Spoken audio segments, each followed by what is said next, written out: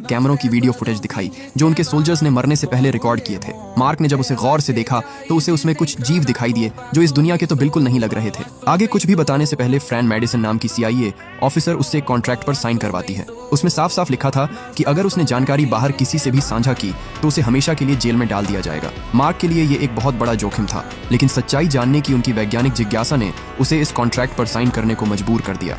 James ने mark को बताया कि उनके सबसे काबिल सोल्जर ने उस रहस्यमयी चीज के करीब पहुंचने की कोशिश की थी, लेकिन बाद में हमें उसकी और उनकी टीम की लाशें अजीब हालत में पड़ी मिली।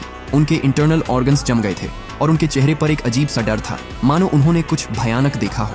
मेडिसन उसे बताती है कि जिन्होंने भी उन जीवों को देखा वो उन्हें घोस्ट ऑफ वॉर के नाम से जानते हैं, क्योंकि ये वॉर शुरू होने से पहले उनका इस शहर में नामो निशान नहीं था। हालांकि क्लाइन को अंधविश्वासों पर भरोसा नहीं था। वो साइंस की मदद से समझना चाहता था कि उनके सैनिकों को आखिर क्या मार रहा है।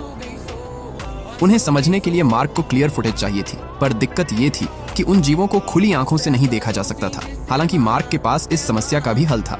उसने एक ऐसा कैमरा बनाया था जो लाइट के हर स्पेक्ट्रम को कैप्चर कर सकता था, यानी इसकी मदद से वो उन्हें देख सकते हैं। जेम्स कहता है, कल हमारे सोल्जर्स एक रेस्क्यू मिशन पर जाने वाले हैं, उन्हें ये ऑपरेट करना सिखा दो, बाकी हम देख लेंगे।